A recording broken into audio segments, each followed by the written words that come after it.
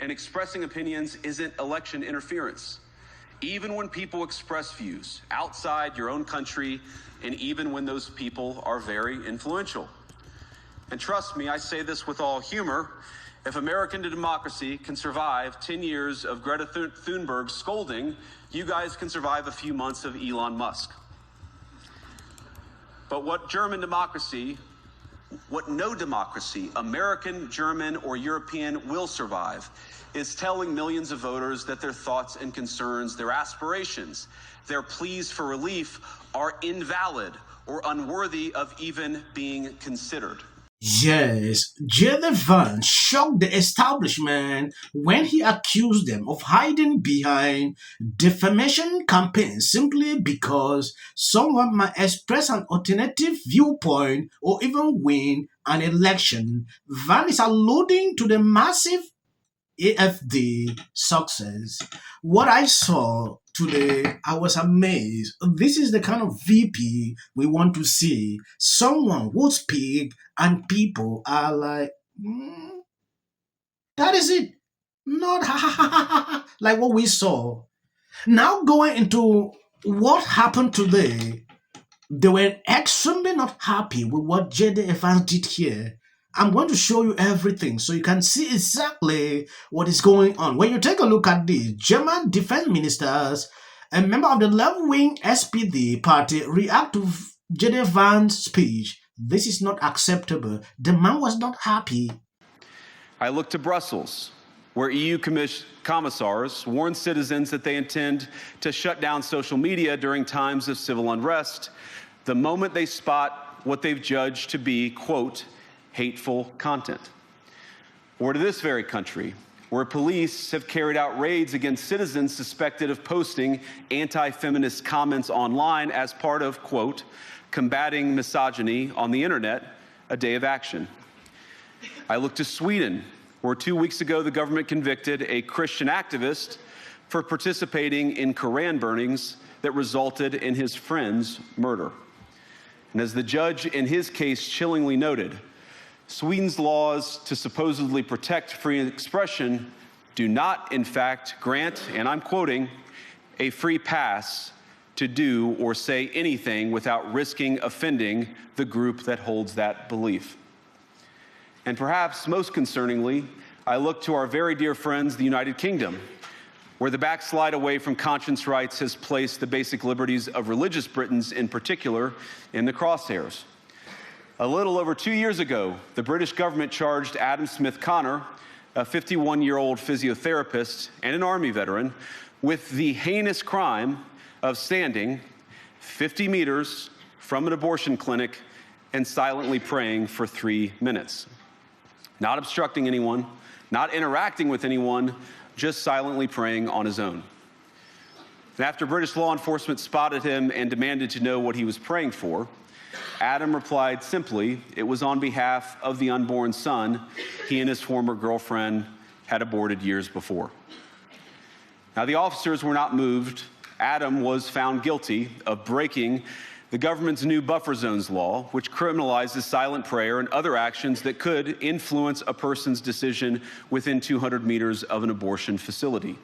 He was sentenced to pay thousands of pounds in legal costs to the prosecution. Now, I wish I could say that this was a fluke, a one-off crazy example of a badly written law being enacted against a single person, but no.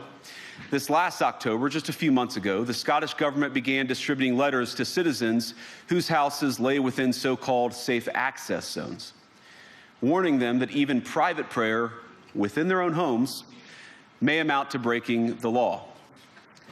Naturally, the government urged readers to report any fellow citizens suspected guilty of thought crime. In Britain and across Europe, free speech, I fear, is in retreat. Yes, when you take a look at this, left-wing German defense minister Boris goes after JD Vance for blasting the EU in his speech. This is not acceptable. The clapping seals in Europe are upset that an American vice president just shoved the uncomfortable truth right in their faces. Do better, Europe. This is why I cannot just ignore what we heard before. I cannot not comment on the speech we heard by the US Vice President.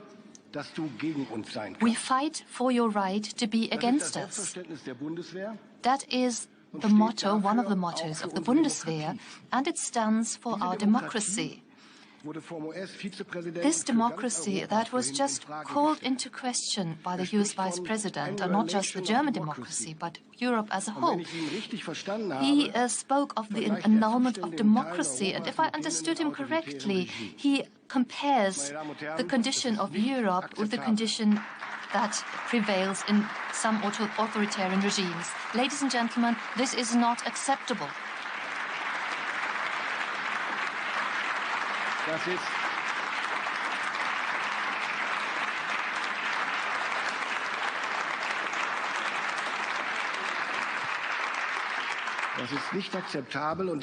This is not acceptable.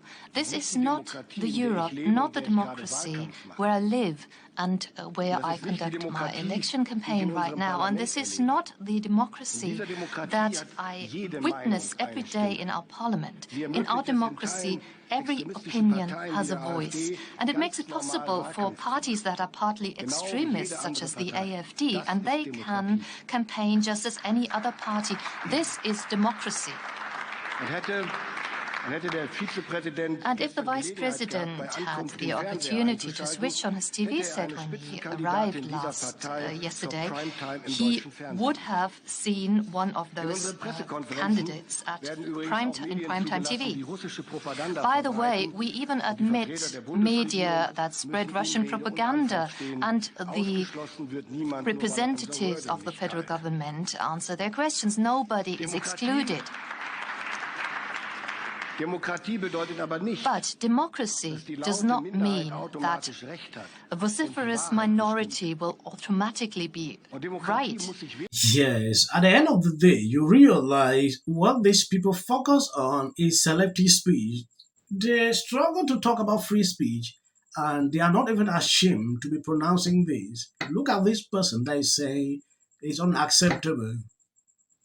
People can't express their opinions because they're scared that this might be the truth or something that might cause an election. It is crazy. Allow people to express themselves. That is the simple truth. What J.D. Vance outlined here, these are things happening every single day. And some of these people will not accept. We are seeing it. There is a case he quoted there about somebody prays silently and get. I did the video about this, so I understand what he is saying here. We saw that it went viral on social media. A lot is going on, and they don't allow people to talk. You do that on social media, maybe you can be arrested. I've seen people. So you realize the way these people think it, and now this issue of Elon Musk, he is their primary target every single day.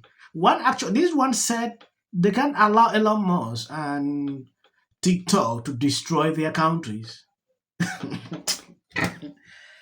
These people don't believe in free speech. At the same time, they pretend like they do. I was impressed watching J.D. Evans speaking like this. It gives some different vibes. You feel different, when you listen to this compared to when Kamala Harris was vice president.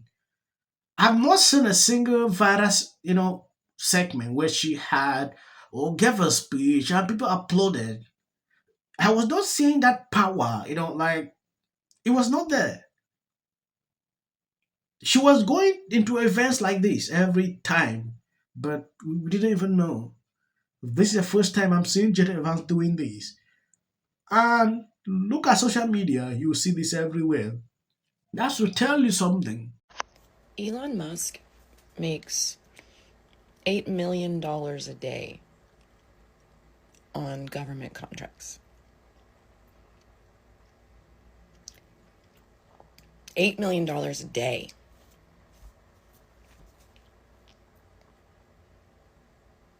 At what point does Is there a limit? Is there a, okay, I have enough money now, I don't have to, like,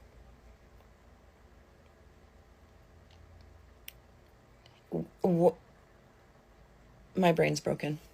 Because of it, my brain is broken. I have mentors in the Reagan administration who came in looking for these things, and those people were not technical. And so when they went to the bureaucracy and they asked questions, there's so many ways of obscuring and blocking and deterring. And so what Elon did is he got root access, and he went to the tech systems themselves. No one has done this in ever. Like, the aspiration here is a reduction in regulation and reduction in government spending, such that the economy is able to grow.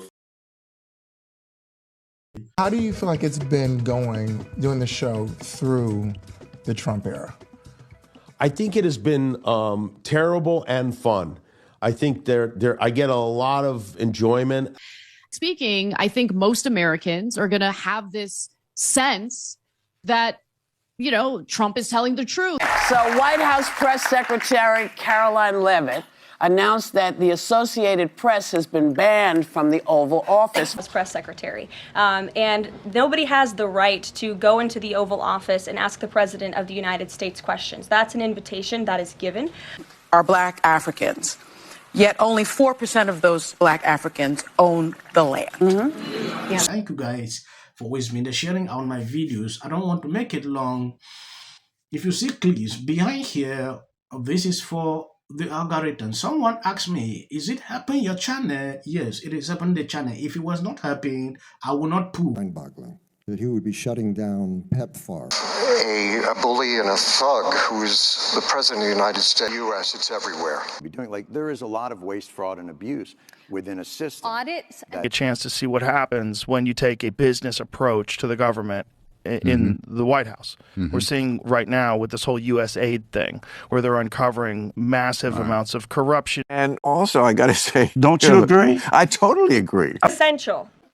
Early on, immediately. She's probably been put in there because, according to Donald Trump, she's a 10. To her. No. The EU does not treat the U.S. fairly on trade, and that he has some big complaints. Is that true?